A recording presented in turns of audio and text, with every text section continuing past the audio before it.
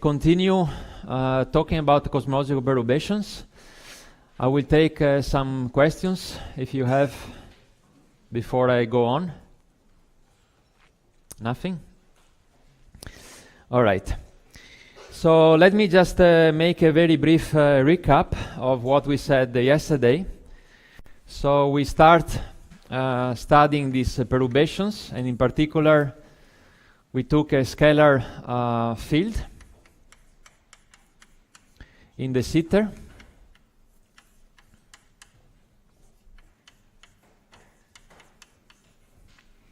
We call it, if you remember, chi of x and t.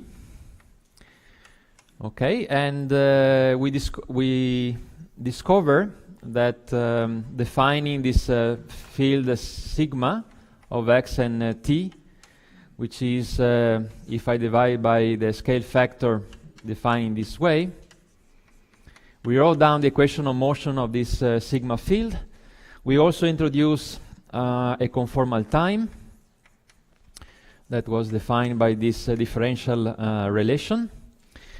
And then we discover that this chi field has perturbations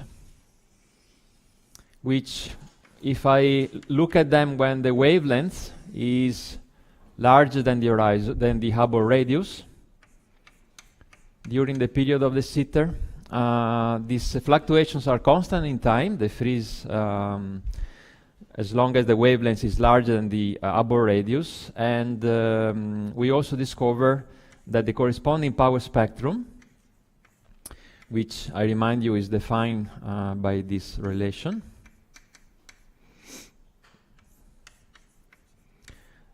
this power spectrum is constant and is equal to h over 2 pi square. Okay. Then we also define another interesting quantity, which is called the spectral index.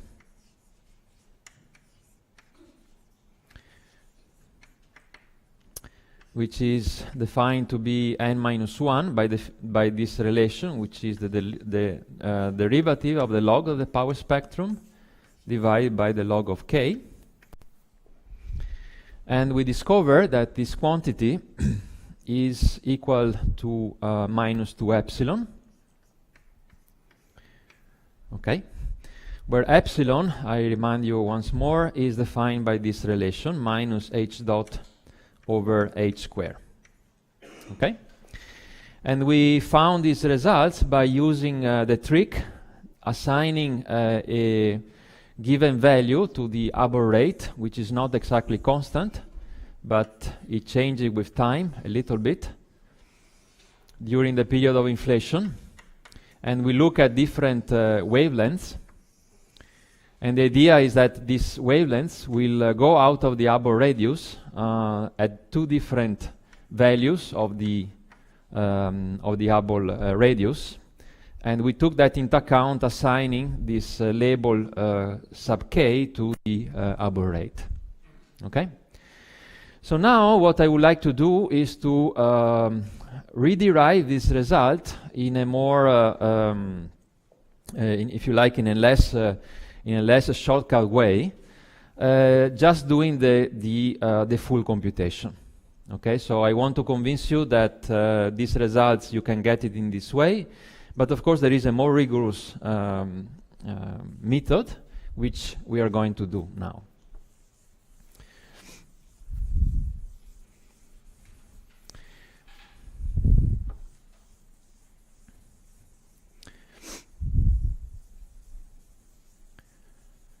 To do that, first of all, we have to understand what is the scale factor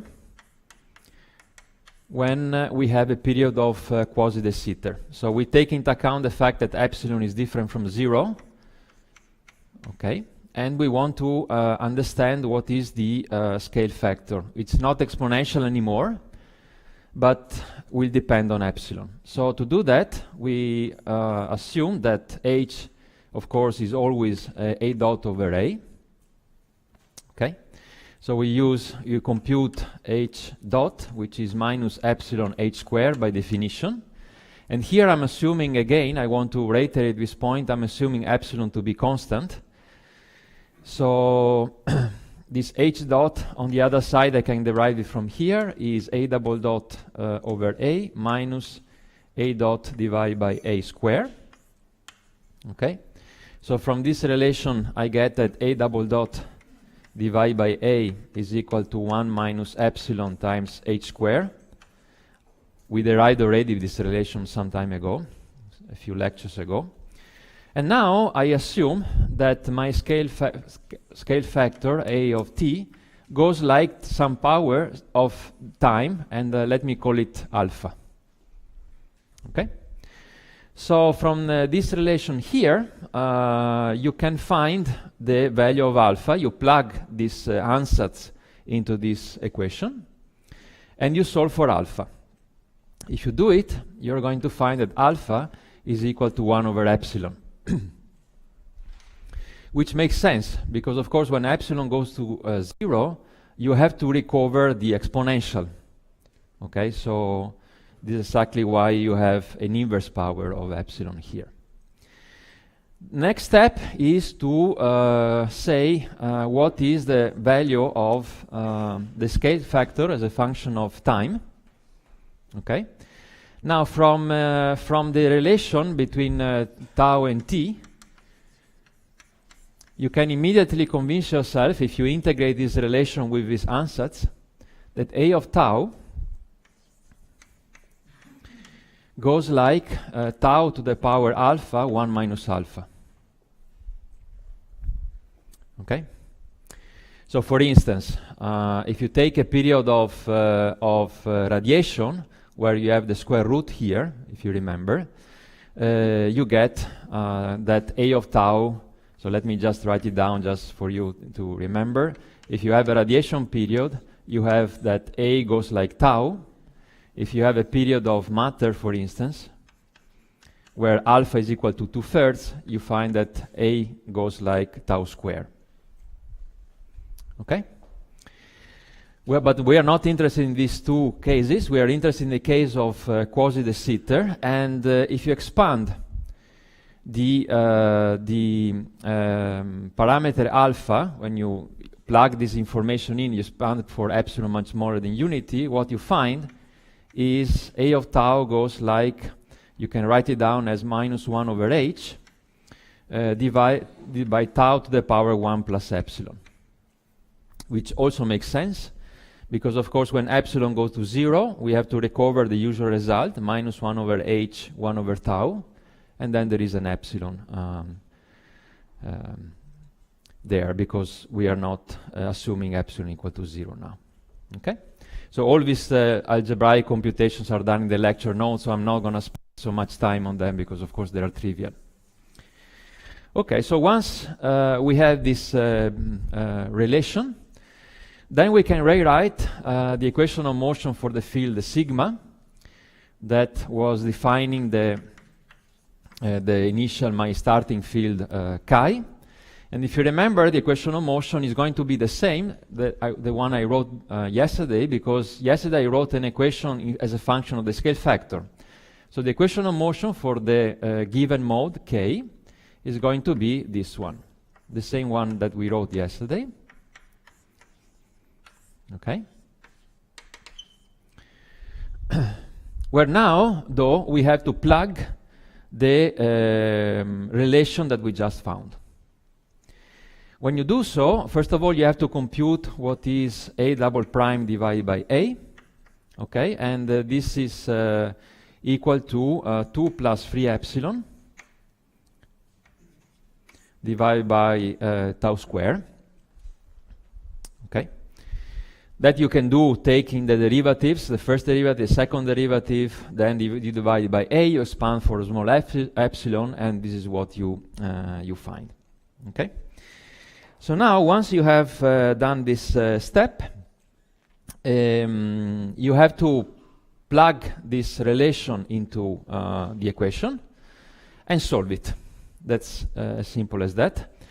Now, let me write down for you the generic solution of the following equation, which is you find all the time when you deal with perturbations. You rewrite the equation in the following form.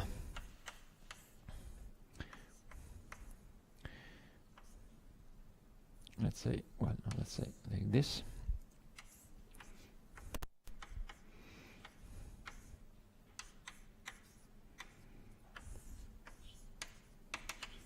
Okay. So the equation that we have to solve looks like this following equation, where I define my nu square minus 1/4 to be equal to 2 plus 3 epsilon divided by tau square. Sorry, divided by, there is nothing, it's like this, sorry. Okay. The tau square I already factorized out. So because we know the solution of this equation, of the first of this equation here, which is the following,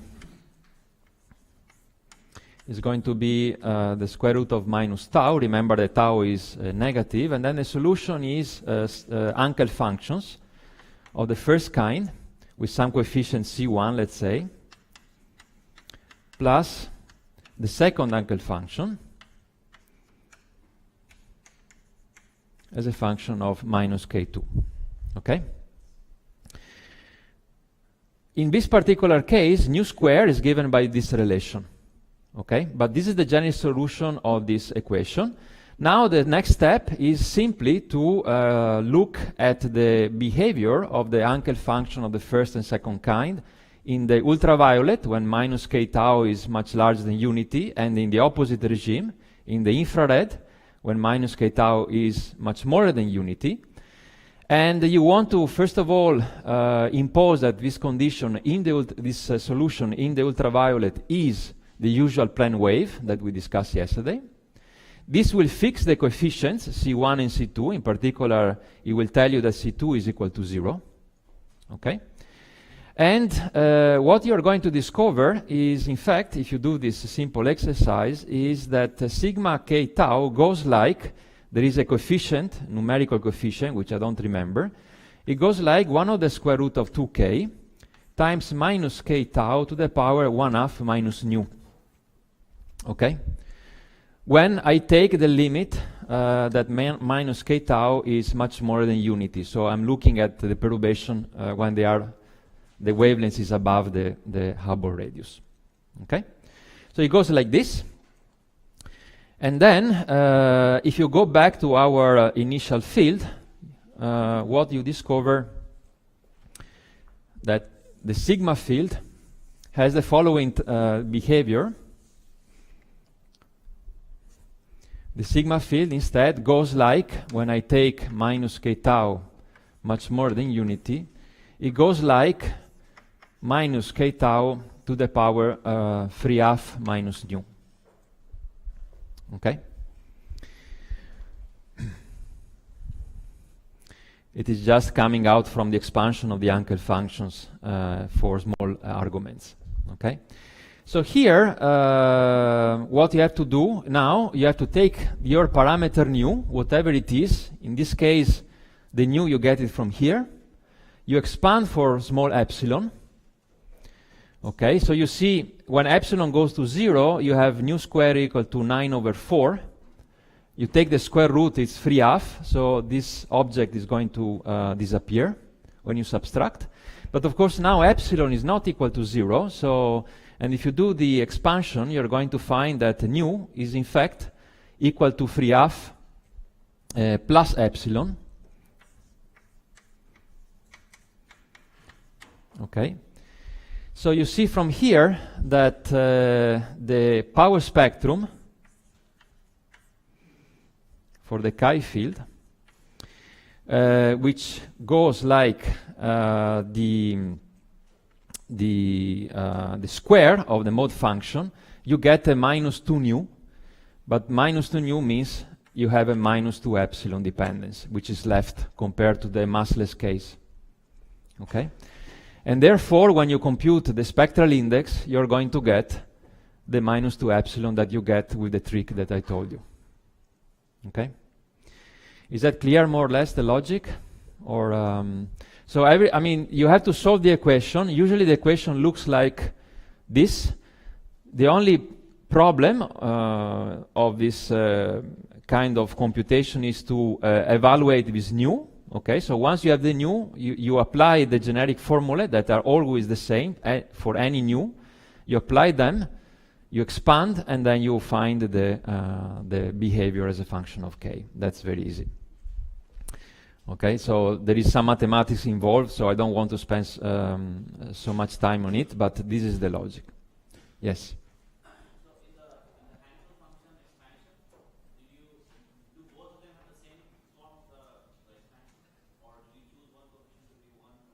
Yeah, so you expand both of them, and then you select the Bunch-Davis vacuum, and that will tell you that the C2 is 0 and the C1 is some coefficient. Yeah. I'm always assuming the Bunch-Davis vacuum for simplicity. You can change this assumption, but this is not what usually people do. Okay?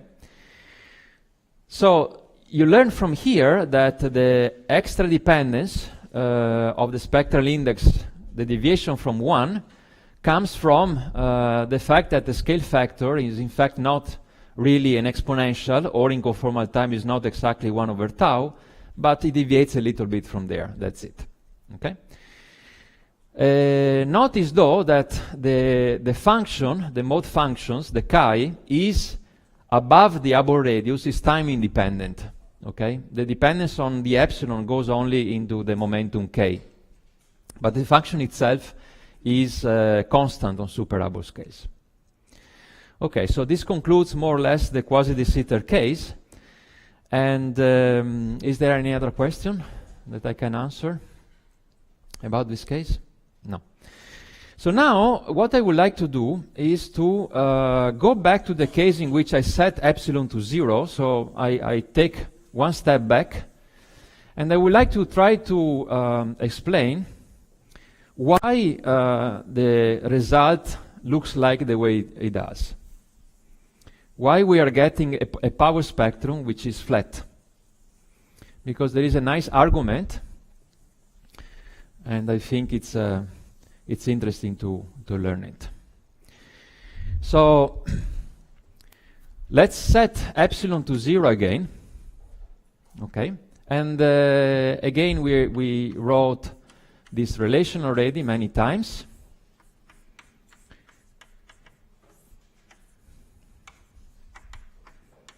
Okay, so the spectrum is flat. And the question is, why? Why does it look like the way it does? Why there is no dependence on the momentum when I have this, when I derive this result? The answer is because of symmetries.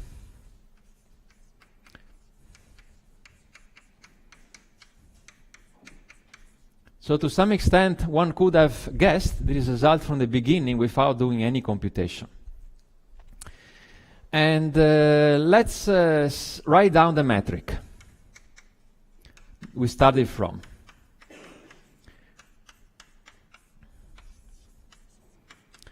This time, though, I want to write this metric in conformal time. So we said that it's going to be a squared of tau. And then here I have minus dt squared plus dx squared. We said that the metric is conformal to Minkowski. And on the other side, we know that the scale factor is minus 1 over h tau. Okay? So now the metric, if I write down the de Sitter metric, in conformal time, it looks like this. 1 over h squared tau squared, which is the scale factor square, minus d tau squared plus dx squared. Now the metric in the Sitter is maximally symmetric. It has the largest number of isometries that you can think of. There are 10 of them. So you have translations, rotations, you have dilation, and special conformal transformations. Okay? And if you count there are 10 of them. You have 3 rotations, 3 degrees of freedom. You have the translation, it's 3 plus 6. Then you have dilation, which is 1, and then you have special conformal transformations. How many of you know this kind of thing? Okay, some of you. Okay, so for the time being, so the special conformal transformations are written in the notes. So I'm not going to write them now because I'm not going to use them, but I will just use the dilation, which is enough for the argument I want to use. Maybe just a note of interest for those of you that have heard about ADS-CFT. There is a lot of activity also now in the case of a correspondence between de Sitter and CFT. So the fact that when the perturbation go on super Hubble scales, at the end of inflation, when you are at wavelengths larger than the Hubble radius, you can think of the perturbation to be described, in fact, by using a conformal field theory on the boundary, and you're going to people have derived nice relations through this correspondence. Of course, the Sitter CFT correspondence has not been proven yet, so there is a lot of work on this. But for us, it's interesting to note that I can take the following transformation. I can send x to lambda x, and I can send tau to lambda tau, where lambda is some parameter which is real. So don't confuse lambda with the wavelengths, it's just a parameter. Okay? So you see, the metric, this transformation is an isometry of the metric, because if I now use my coordinates and I either contract them or enhance them by this factor of lambda, the metric is not going to change. Because I get a lambda square for both terms here, I get a lambda square here. Okay, so this dilation is an isometry of my metric. So you already start seeing from here the fact that the Sitter metric does not care about how big or how small is a length scale. Because in any case, if I start from a given length scale, I can take a transformation of my coordinates and take this length scale to be very large or very small, and the metric won't change. It's an isometry. Okay? So that's already an indication of the fact that what is going on for the perturbation is the fact that they don't care very much about the length scales, and therefore there is no length scale here in the final result. Okay, so this is the first part of the argument. It's not enough though, because the fact that the symmetry like this is an isometry is not enough. You have matter also coupled to gravity. Okay, so this is the gravitational part, if you like. But we have to look at how the matter that you put in this environment looks like, and to see if the symmetry is a good symmetry also for this part of the problem. And it is. In fact, let's start from the action that we wrote yesterday. So it's -1/2 the integral in d4x, the square root of minus g, and then we wrote g mu nu, d mu chi, d nu chi. Okay? So in conformal time, this looks like -1/2 the integral in d4x. Then if you remember, I have an a to the 4 here that gets erased by 1 over a square. So I only have an a square left here. And then I can write down this as chi dot square minus d grad of chi square. Okay, in fact, I have a plus here then. So now, with the scale factor that we are working with, I have the integral in d4x divided by h square tau square, and then I have chi dot square minus the grad of chi square. Okay? So you see from here that the if I have chi, if chi, which is a function of x and tau, is a solution of my problem, okay, of the dynamics, let's say, then also chi prime of lambda x. So let's say chi prime of x and tau, written in this way, chi of lambda x, lambda tau, is also a solution.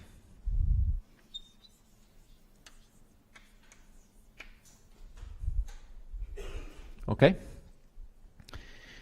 Why? Because if you now plug, if you write down the action for your chi prime instead of chi, so the prime is not a derivative, it's just a new field. Okay, let's call it chi tilde, not to confuse. Okay, chi tilde. So if you write down your action for the chi tilde, it's going to be the same, where here I put a tilde. Okay, so it's going to be the 1/2 integral in d for x divided by h squared tau square, and here I have chi tilde dot prime square minus the grad of chi tilde square. Okay, sorry, here I use the dot instead of, if it's conformal time I should use the prime. Sorry about that, but I think you know what I meant. So now, this is my field, but now remember that chi tilde of x and tau is nothing else than chi of lambda x and lambda tau. So you plug this relation into this action, and then you change the coordinates. You go back to the, you send, you put, if you like, lambda x equal to y, and you put lambda tau equal to, let me call it tau tilde, okay, or in fact let's write tilde here just to uniformize. But of course you see the trick is the following: you have one derivative here, square, another one square, so the lambda is going down when you change the coordinates. Here you have 4 powers of lambda. You have 2 powers of lambda here and 2 powers of lambda there, and they cancel out. So the action is going to be equal to the action for your initial field chi. So it's clear that if chi is a solution, chi tilde is also a solution of the same problem. So after having noticed this symmetry, I can say that at least in the sitter, this dilation symmetry, if I couple gravity to this massless scalar field, this dilation symmetry is a symmetry of my full problem. Okay? So then what can I conclude from there? Well, I can do the following. I can ask myself, what is the Fourier transform of the field? So let's cancel here. So for instance, if I have my chi field, which is now a function of lambda and x, okay, so what is going to be? It's going to be the integral in d free k, if I do the Fourier transform.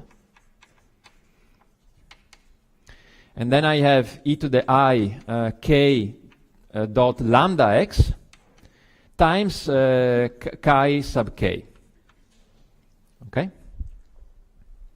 which is a function of time.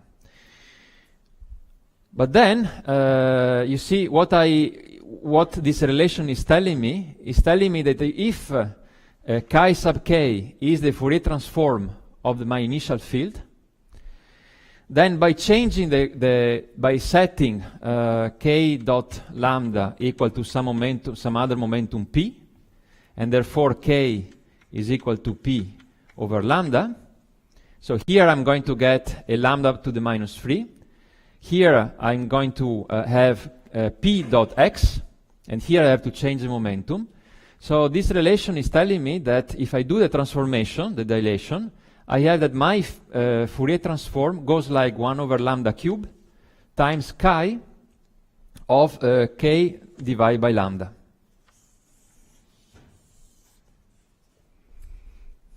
Okay? And therefore, when I write down the 2-point correlator, let's say chi K1 and chi K2, okay, which will go like 2 pi cube, the momentum conservation, okay, times some function of k, let's say k1 tau, divided by some power which I put here cube. We know that the mode function goes like 1 over the square root of 2k cube, so I do the square, and I get a k1 cube here. And here I know that this function is in fact a constant, because we know that on super-Hubble scales the mode is not changing with time. Okay, so I can basically put it to a number, which I don't care what it is. See? And now the question is how this object changes when I go to the new solution. Well, what you get that this goes to what? To delta, Dirac delta, okay, the 2 pi cube. And then I have k1 divided by lambda plus k2 divided by lambda, okay? And then I have the 1 over k1 divided by lambda cube. You see? And then I have the 1 over lambda to the 6th power that comes from here. Okay? Now you use the properties of the delta Dirac to eliminate, to go back to the older coordinates, and you see the point is the following. Only when I choose the power cube here, the lambda goes away. Okay? So this power here is selected somehow by the symmetry of my problem. I could not put a 2 or a 1 or a 24 or whatever number you like. I am obliged to have a cube here, because I know from the beginning that my dilation is a symmetry of my problem. Okay? So what does it mean? The correlator of the initial field has to be equal to the correlation of the new field, because one is a solution and the other is a solution as well. Okay? So this power here, the k1 cube, is selected by this argument. So that's the reason why when I construct the power spectrum,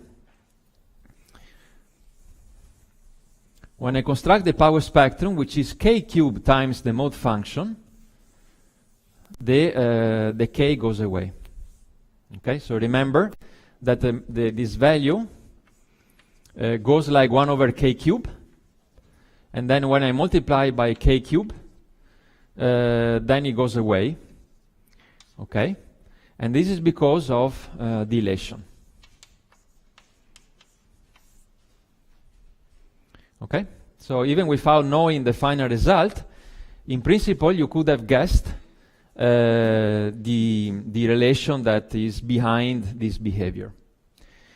Of course, you can do something more. You can write down nice word identities based on these symmetries and so on and so forth, but that goes beyond what I want to teach. But I hope that the argument is clear. Is it? Yes.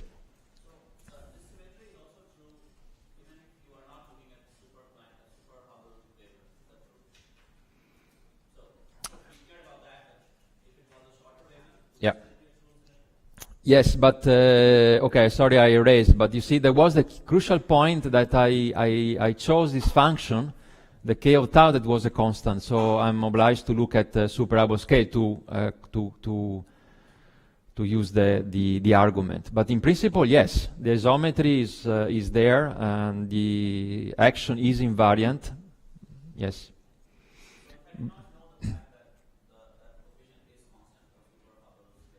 Mm-hmm. Yeah, then that will be fixing the behavior of the function. Yeah, yeah, of course. But yeah, it's not that interesting after all. But okay, but you can do it. Yes, in principle. Okay. Any other question about this argument? This topic? Yes, please.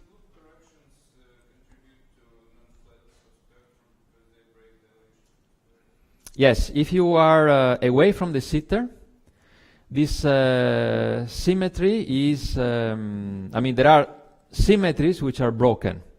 So you can, the numbers of symmetries is reduced, but still you can write down consistent relations that relate the 3-point correlator to the 2-point correlators and so on. So you can do something interesting, even when you slightly break these symmetries. Yes.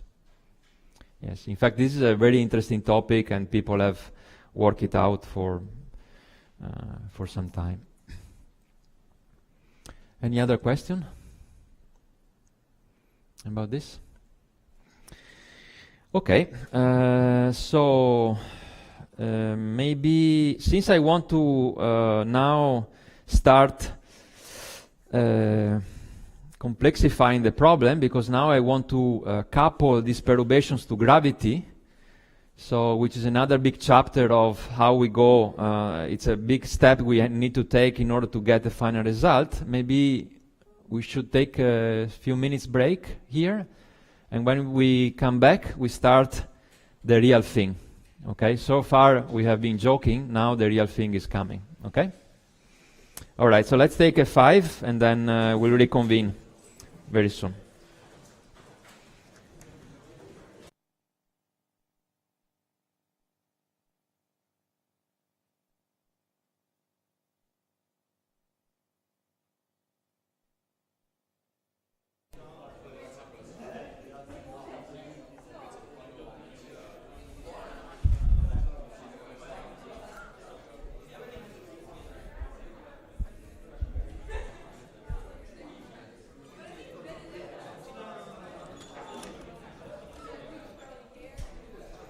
Okay, let's start.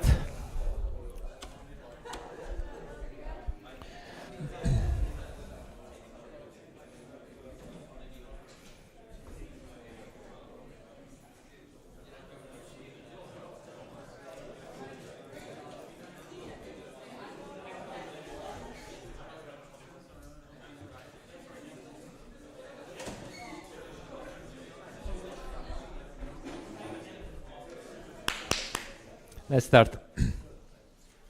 Take your seats. Okay, so now, as I said, we want to take one more step, which is the fundamental one. And let me explain what we want to do. We want to include the gravity into the game. Not only at the level of the background, but also at the level of fluctuations. And the reason why we have to do it is the following. Let's suppose that we go back to our beloved inflaton field, which is driving inflation.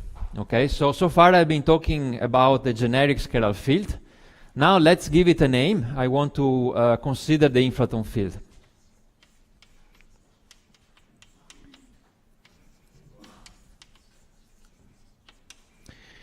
So we expect this inflaton field to be perturbed. So we are going to consider fluctuation of this field. Okay. On the other side, if we have fluctuations of the inflaton field, we are also going to have fluctuation of the energy momentum tensor of this field.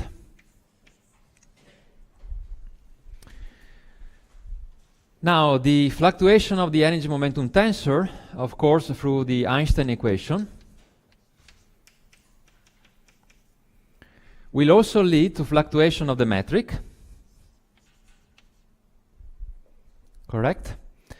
And now this fluctuation of the metric will also back-react on the fluctuation of the inflaton field through the Klein-Gordon equation, which governs the dynamics of the inflaton field itself. So you see, there is no way, if the inflaton field is dominating the energy density of the universe during inflation, which is our assumption, that's the reason why we call it the inflaton, there is no way we can decouple the fluctuation of gravity from the fluctuation of the infraton field or the scalar field that we've been studying so far. Let me open a parenthesis. Of course, if the scalar field that we have studied so far is not the infraton field, and therefore, by definition, it does not dominate the energy density of the universe during inflation, the fluctuation of the energy momentum tensor that this guy will bring, they are subdominant, okay? Precisely because the energy momentum tensor is dominated by the infraton field. But as long as we start talking about the infraton field, then this kind of diagram holds, and therefore it's telling you that the metric perturbation have to be accounted for. Okay? So that is the simple argument why we need to do something a little bit more complicated than we have done so far. The way we can do it, as we will see, you can choose again the complicated and mathematically rigorous path, which is also in the notes. But, of course, for lack of time and also because these mathematical passages are not particularly illuminating, we will do the shortcut again. Okay, so I will teach you again some tricks to avoid making computation as much as you can. Before doing that, though, I need to tell you something about these perturbations of the metric that we need to consider because of this simple argument. So we are going to consider a metric, G mu nu, which is the background metric. So let me call it Friedman-Robertson-Walker, plus fluctuations. These fluctuations are a function of x and t, of course, while the background metric, by definition, is the part of the metric that contains the scale factor, for instance, is only a function of time. So we decide to split the metric perturbation in the very same way, using the same logic by which we split the scalar field. Of course, this is just a position. We are also going to work under the assumption that the perturbations are small, so we are only considering linear perturbation theory.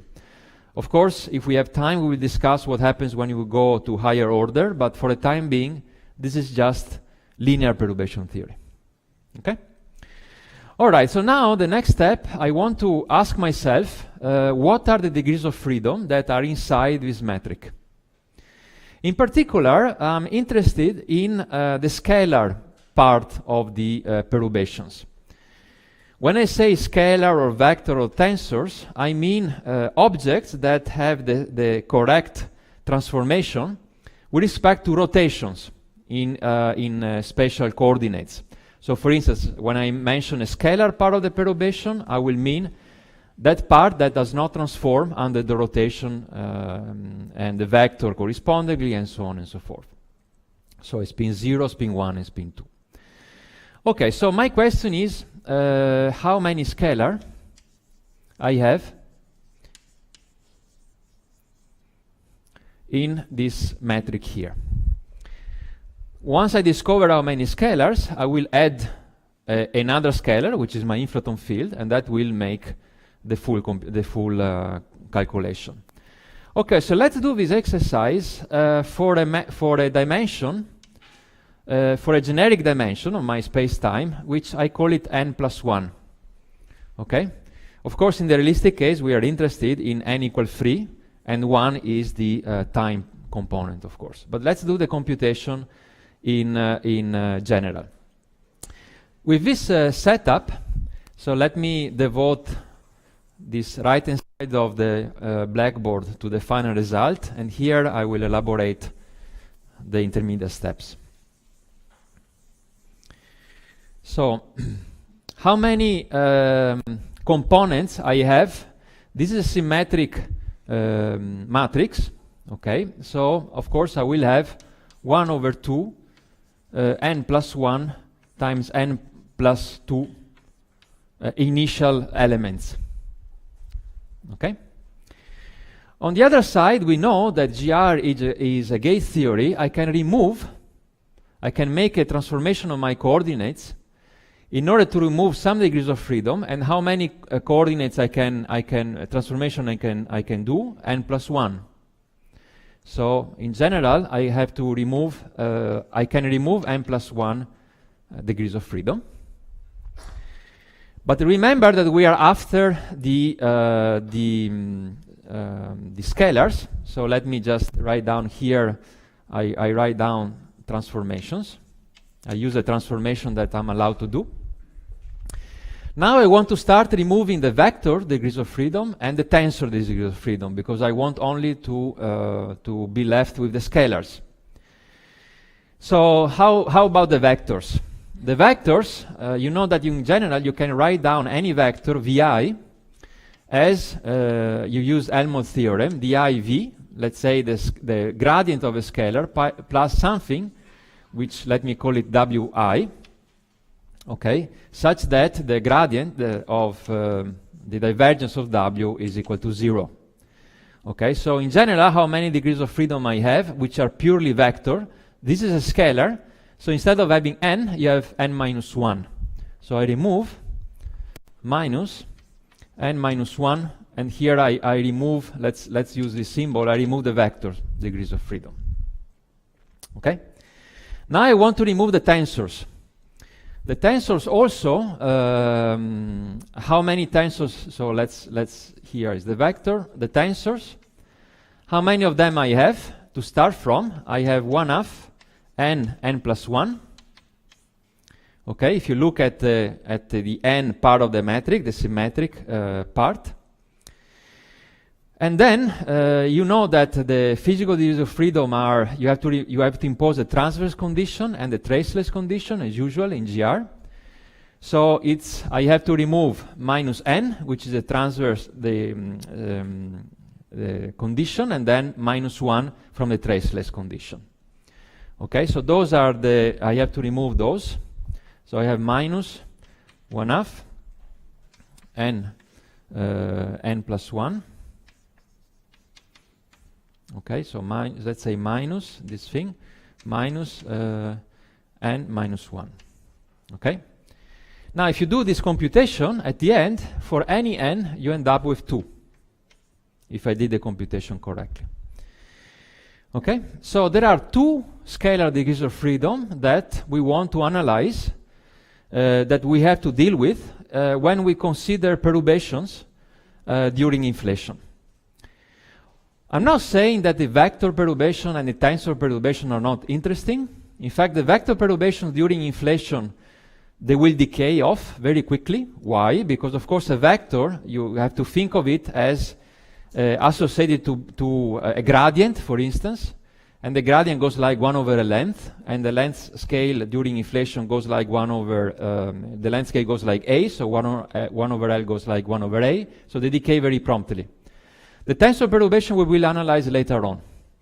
Okay, but so far I'm only dealing with the scalar perturbations. So there are 2 of them, and I have also the infraton field, which in fact makes them free. So I have 3 scalars to deal with.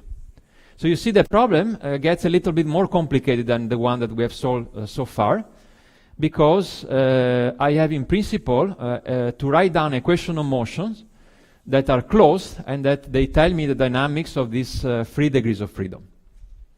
Okay, so you see that, you know, it's a little bit more complicated. Yes?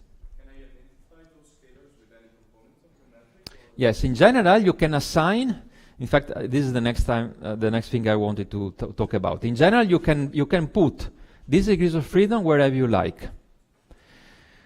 Where you put them will select the gauge. Because once you remember that once you write down a metric in a given form, you are choosing a coordinate system. You are choosing a gauge. Okay, so where you assign these degrees of freedom, it's completely arbitrary. Of course, you have to be smart and do it in the most convenient way to do the computation. But in general, you have full freedom. Okay. All right. So having said that, in fact, let's put the degrees of freedom, let me call, first of all, let's give them a name. And I'm choosing the metric. I write down the metric in the following way. I say that I have a square of tau, okay, times I have minus dt square, so let's write it this way, minus 1 plus 2 phi d tau square plus 1 minus 2 psi dx square. So for instance, if I have assigned my scalar perturbations in this way, I've chosen a gauge which is called the longitudinal gauge, sometimes also conformal Newtonian gauge. Okay, so don't be confused by this symbol. So I will put some horizontal lines here. This is the lapse function. This is the gravitational potential. So this, don't confuse it with the scalar field. So I will try to be precise about this. Okay? Now, the next problem is the following.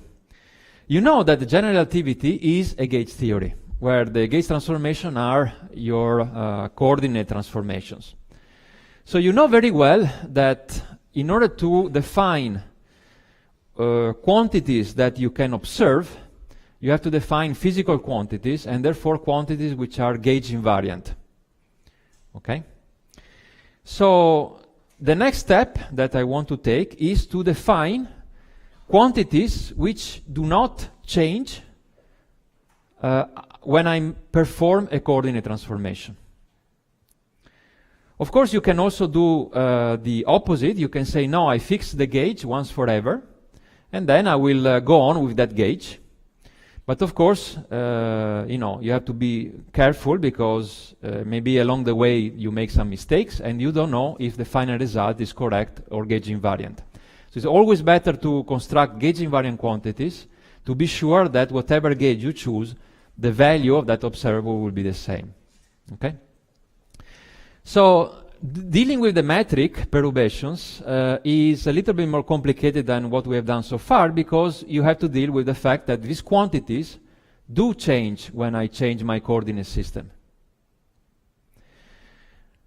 For instance, let's have a look at in fact, let's start from the scalar perturbations.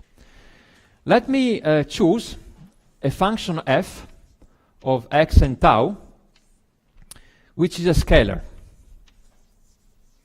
Okay? Could it be, for instance, example, could it be my fluctuation of my inflaton field, or also the fluctuation of the energy density rho? Okay?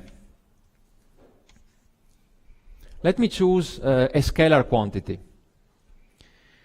So my question is the perturbation of this function here, is it gauge invariant or not? Is it a good quantity or not to be observed? The answer is no. Why? Because let's suppose I take the fluctuation of this quantity here. Okay, so how is it defined? Is it defined as the function minus the background value that we'll have in a given background, so f of 0. So now you understand why I wanted to put all the zeros when I indicated the phi 0 all the time. Okay, so this is the background quantity. In fact, let's do it for the time t, because it's, in any case, it's the same. But in the notes it's given with the time t, so I want to keep the notation, the same notation. Okay, so now let's suppose that we perform a coordinate transformation. Okay? Let's go from the coordinate x mu to the coordinates x tilde mu, which are not equal to the initial coordinates. And in particular, I can write down this x mu. I want to take an infinitesimal transformation of this form. Okay? So, how this object transforms under this transformation? Well, I have to use the fact that this quantity is a scalar. So what is delta f in my new coordinate system? And let me call it a tilde. My new coordinate system is a tilde. Okay, so what I have here, by definition, this is f tilde of x tilde mu minus f0 of x0 tilde. Okay?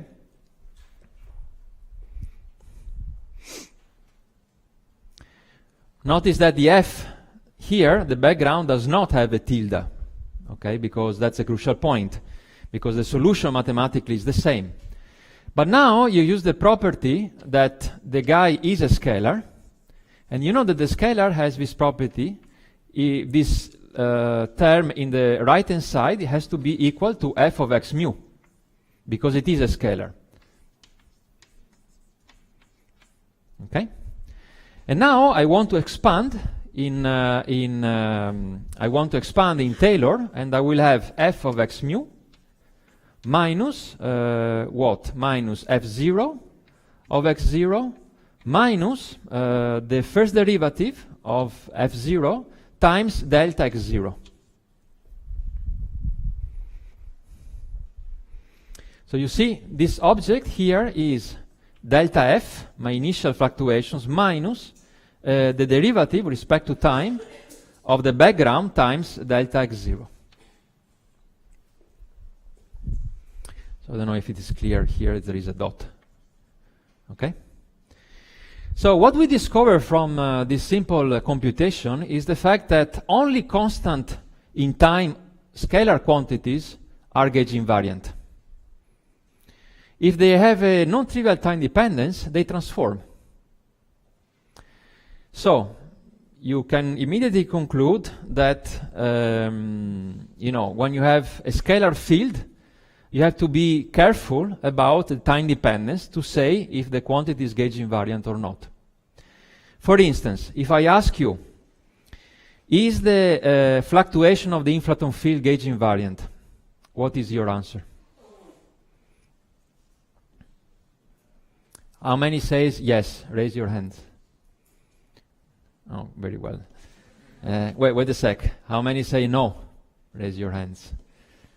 Okay, many of you don't dare to. All right. So the answer is, of course, it's not, because during inflation, the background value of the inflaton field is changing, because the potential, of course, is not exactly flat. So this immediately tells you that if I compute, I can spend a lot of time to compute the fluctuation of my scalar field. But those fluctuations won't be gauge invariant. They're completely meaningless. In fact, I can choose a gauge where delta phi is equal to 0 all the time. You see? So the problem is to identify something which is meaningful and physically relevant. We just said the scalar field, the inflaton field is not, in fact. So what is the next step? Let's see how this psi, for instance, transforms. Okay? Now, to understand how the phi transforms, you can open any GR textbook, and you know very well that when you change your coordinate system, you have a very well-defined way of transforming the G mu nu tensor, this contravariant tensor over rank 2, and so on and so forth. But I don't want to do that. I want to do the shortcut again. I want to do a transformation that sends x mu into x mu plus delta x mu.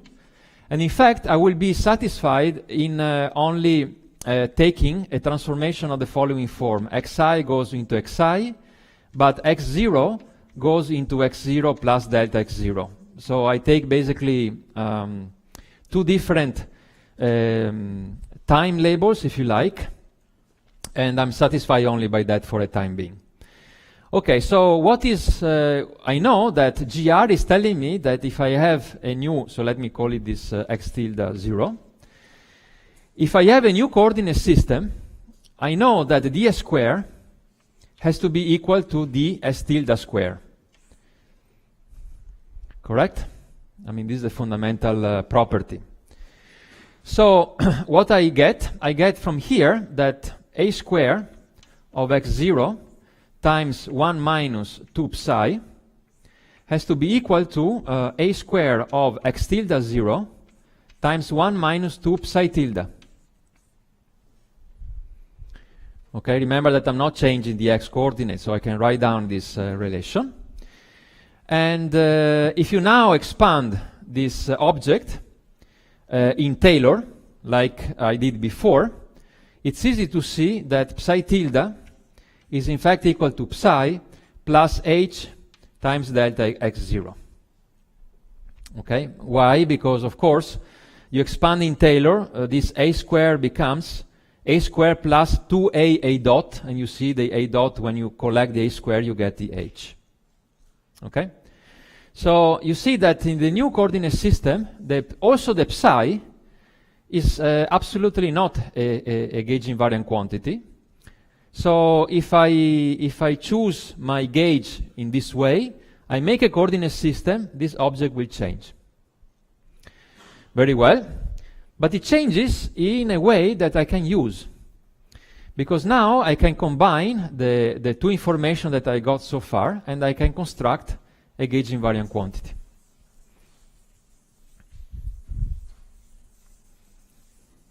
Can I erase here?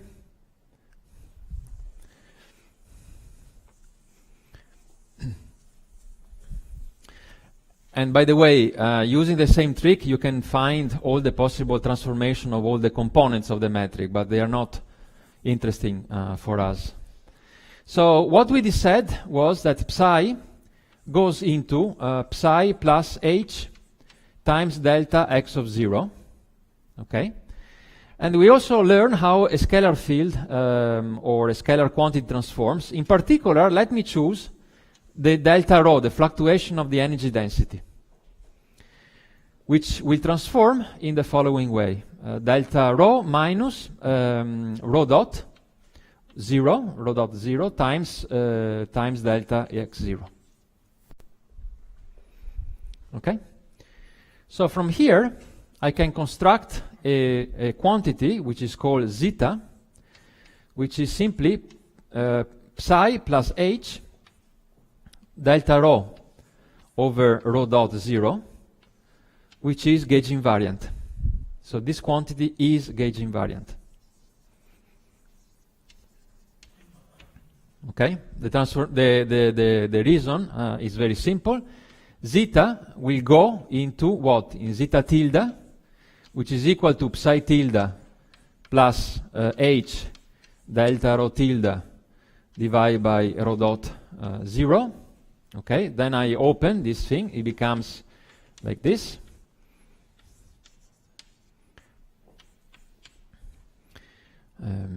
Okay, so I have the same thing, so minus h, plus h delta rho divided by rho dot 0.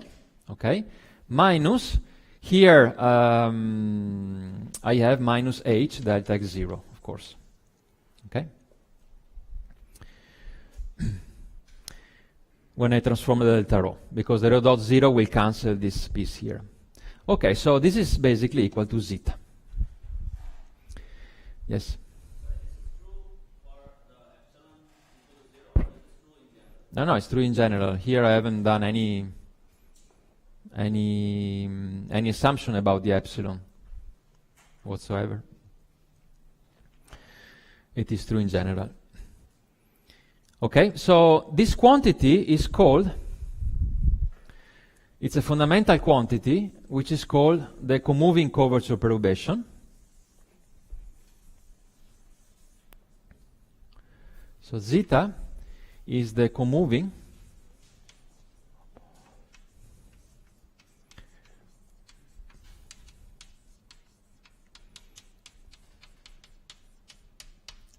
curvature perturbation. Okay, so why is calling this way? Well, first of all, let me notice that once you define this zeta,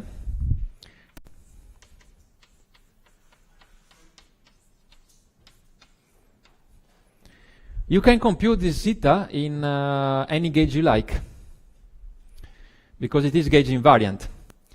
So, for instance, I can compute zeta in the gauge in which psi is equal to 0.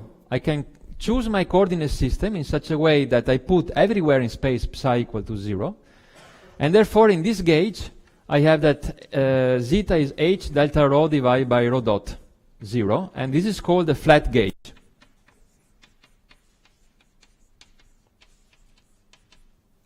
Okay? On the other side, I can also compute this gauge choosing delta rho equal to 0.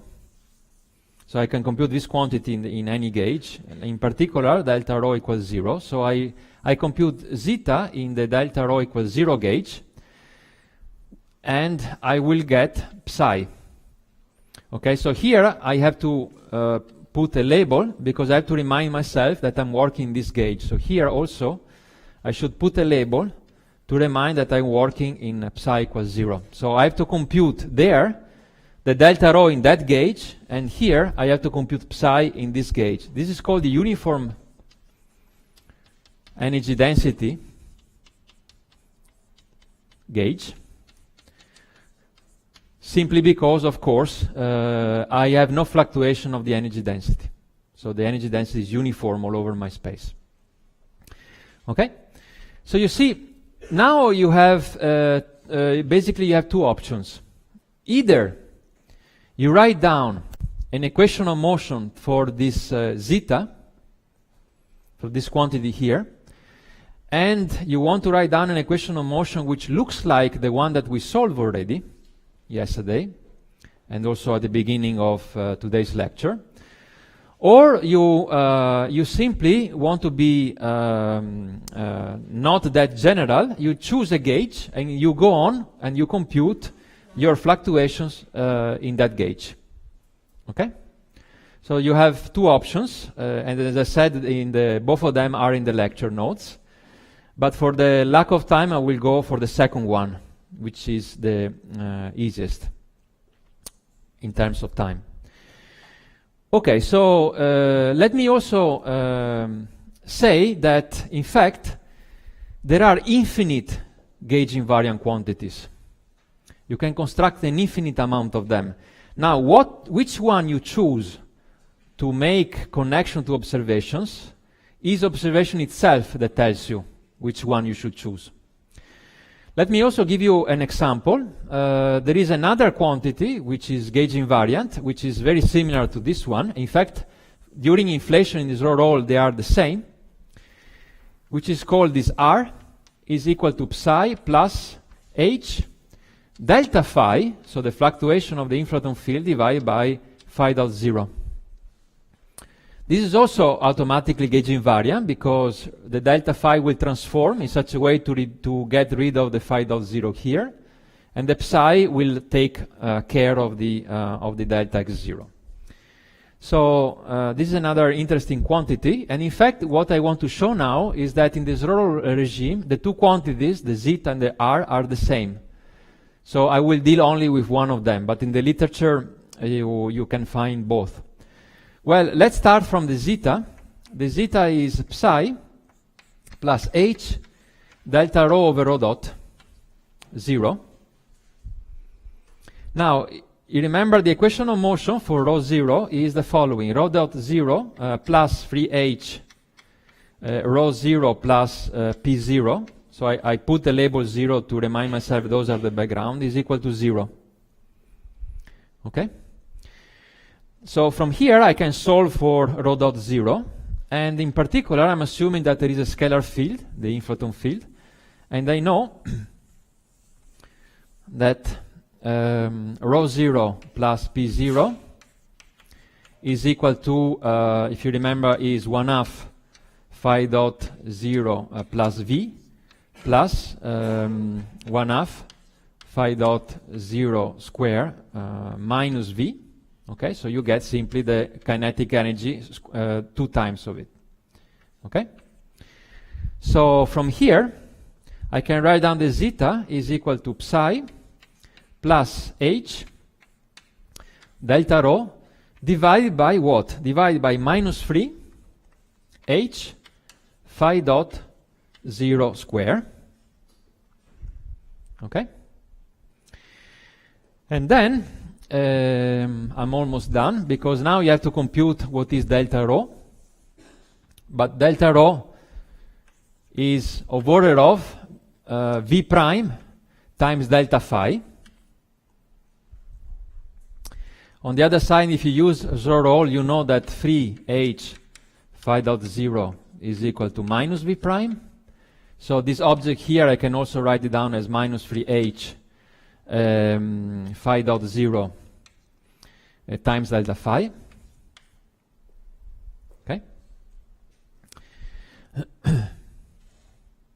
And you can see now the minus 3h gets cancelled by this.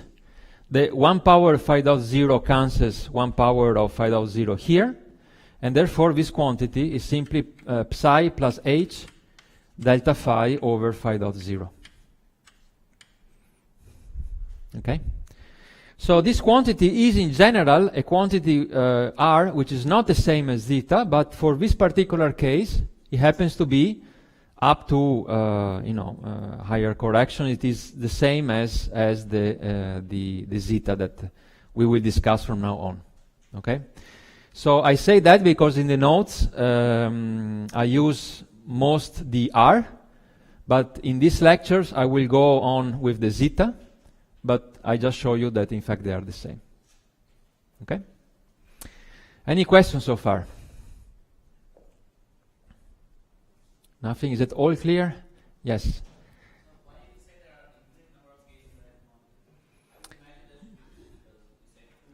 No. I can no, because you can choose to cancel the. Suppose that you take one of them.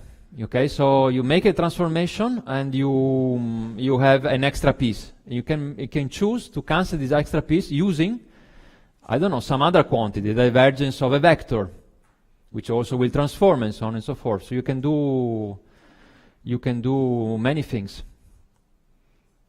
Yeah, it's easy to get convinced. I mean, you can cancel these extra pieces in as much complicated way you want.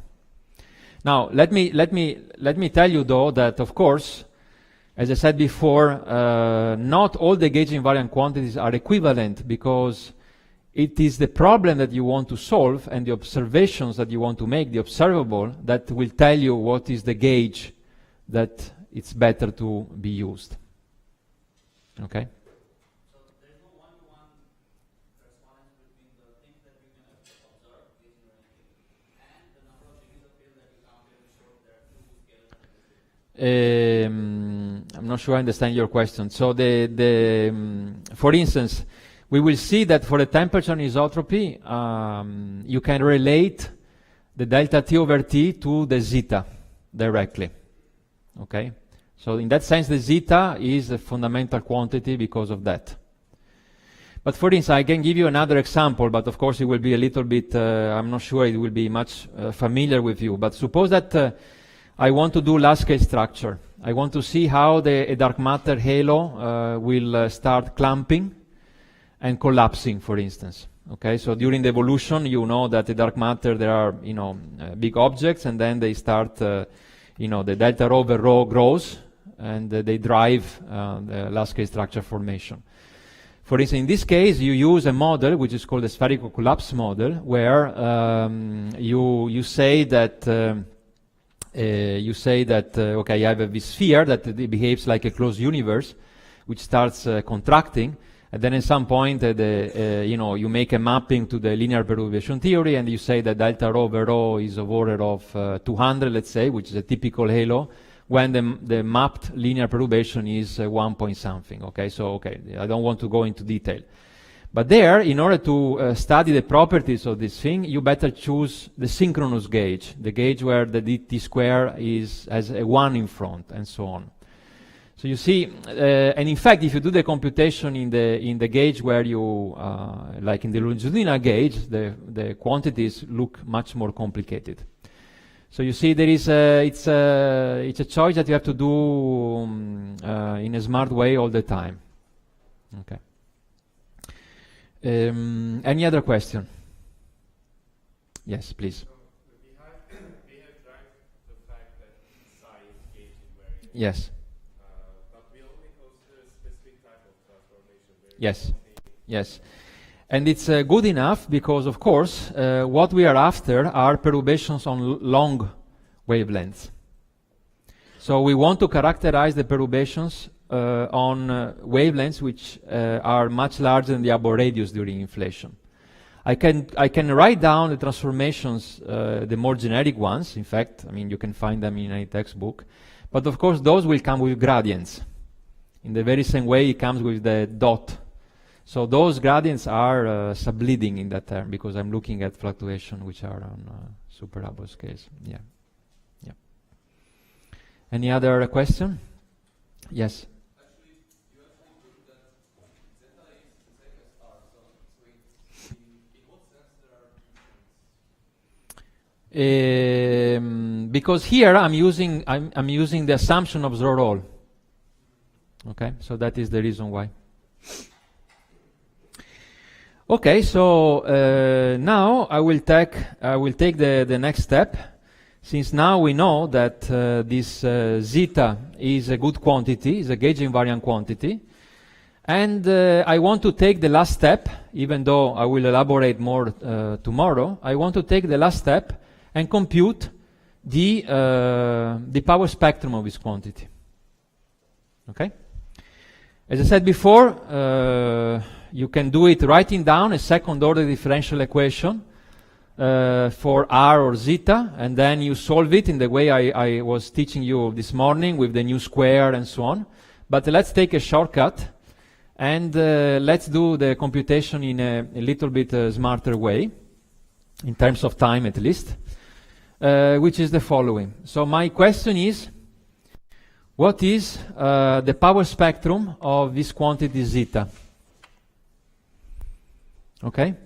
Why I'm concentrating on this quantity zeta? Because tomorrow I will show that this quantity is a quantity that is, first of all, constant on superable scales.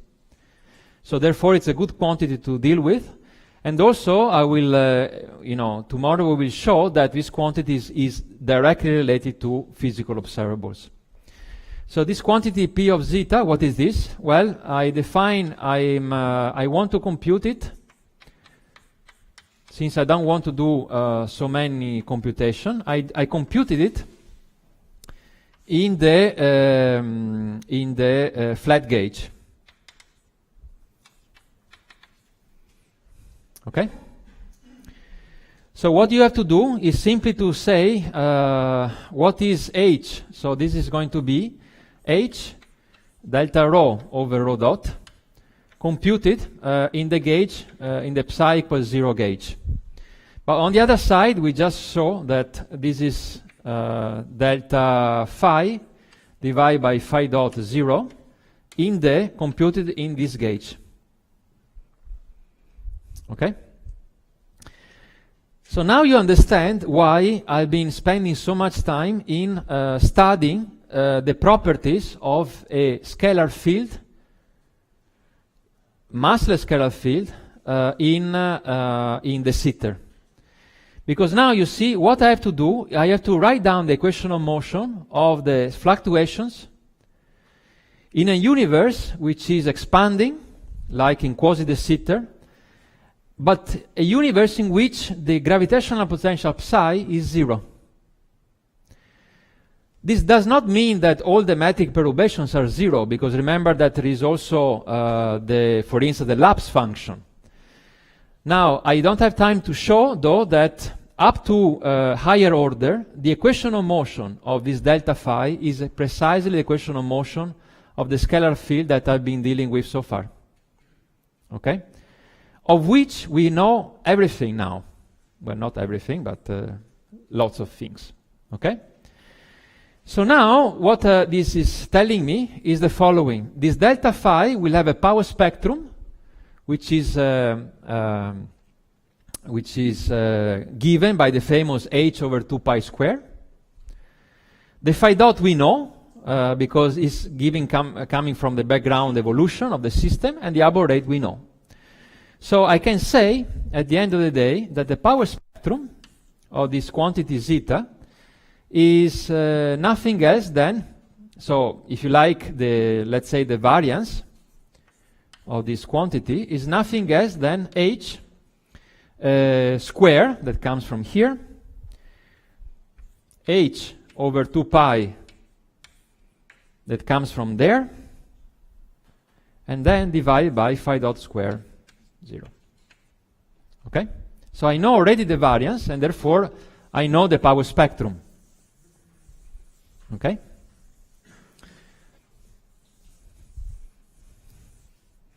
And in fact, if you define 8 pi g Newton to be 1 over m Planck square, okay, so and then you use the parameter epsilon, you can show that the power spectrum of this quantity is simply equal to 1 over 2 m Planck square times epsilon times h over 2 pi square. Okay, so the epsilon you recognize because if you remember the epsilon was 4 pi g Newton, phi dot 0 square divided by h square. So you recognize the phi dot 0 square from here. And here the reason why there is an epsilon. Okay, so the power spectrum of the zeta is this one. So you don't need to make any computation. You just have to evaluate the value of epsilon at a given e-fault, if you like, and as well the abort rate, and then this is the final result. Why? Because we learned in the previous lectures how to compute the power spectrum of a massless scalar field. That was the reason why, as I said, I spent so much time on it. A natural question is, what is the spectral index of this quantity? Okay?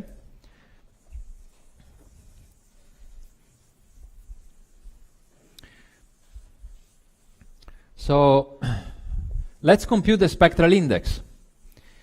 Again, if you love more the mathematics, you can write down the differential equation for this zeta quantity. You have to compute your nu, the corresponding nu, and then from the behavior of time and k, you will extract the spectral index, as we did at the beginning of this lecture. But of course, we don't want to do that. We want to use the fact that the power spectrum is, as we said, is h over 2 pi square times h square divided by phi dot 0 square. Okay? And now I do the following trick, as I did before. I choose the abort rate that changes a little bit with time. I have different wavelengths that go out the abort radius at slightly 2 different times. Okay? And so I put a label here, k, and k, because those are the value of my observables, of this, not observable, but these background quantities, when the given wavelength is going out of the abort radius. Okay? And now I have to define n zeta minus 1 is the d log of p zeta divided by d log k. And if you remember, you split this derivative in the following way. You write down as d t times dt over d log a times d log a over d log k. Okay? And now let me just remind you that we defined this roll parameter delta, which was defined to be minus h dot phi double dot 0 divided, sorry, minus phi double dot 0 divided by h phi dot 0. And I told you that those these quantities in fact is eta minus epsilon, where epsilon is there, and eta is nothing else than 1/3 the second derivative of the potential divided by h square. Okay? So now you do exactly the same trick that I did before a couple of, when was it? Yesterday, I believe. Okay? And you see from here, you remember we had only this piece, and we were getting minus 2 epsilon from here. But now I have an extra 2 power 2, so I get in fact a minus 4 epsilon. And here I have the phi dot square, which I take the derivative will give me the phi double dot, so, but I have the square of it, so I get a factor of 2, so I get 2 eta minus 2 epsilon. If you put everything together, so you get minus 4 epsilon from the h to the 4. Okay, and then I have plus 2 eta minus 2 epsilon from the 1 over phi dot square. So this is a final result. You get 2 eta minus 6 epsilon. So the spectral index of this quantity zeta is not exactly equal to 1, but it deviates from 1 by the roll parameters. Okay? Again, let me repeat this nice thing, is the fact that this is the quantity that I was talking about yesterday. This is the quantity that is measured to be 0.96, roughly speaking. Okay? And now we understand why it is so, or at least why we believe it is so, because it is not equal to unity. It is equal to unity apart from small corrections, which are given by the fact that inflation has two ends, and therefore the potential is not exactly flat, but it's a little bit tilted, and therefore n is not equal to 1, but is given by roll parameters. Okay, so that's the first information. The second information is, of course, that during inflation these roll parameters are small, and therefore the deviation from unity is small. And 0.96 is a small deviation from unity. I guess tomorrow I want to start doing the following exercise. I want to go back to this model, m squared phi squared, that I was using as an example yesterday. And I want to compute for you what are these eta and epsilon. And we will see that if we choose the number of e-folds to be about 60, which is the one that we need for observable scales, we are going to get 0.96. Okay? So you see, things starts being at the right place altogether. But you can do the computation for any model you like, but you see that things are coming into place. Okay? And I also want to show that this mass M that I promised you to show, that it was about 10 to the 13 GeV, I want to show how it comes from this relation here. Okay? This will be next lecture, so I guess I think I will finish here because this exercise will take me some time. And I guess you are tired. So maybe I will take some questions, if any, and then I will stop. No questions? All right, so I think I'll see you tomorrow, and we will conclude the whole picture. Okay, see you tomorrow.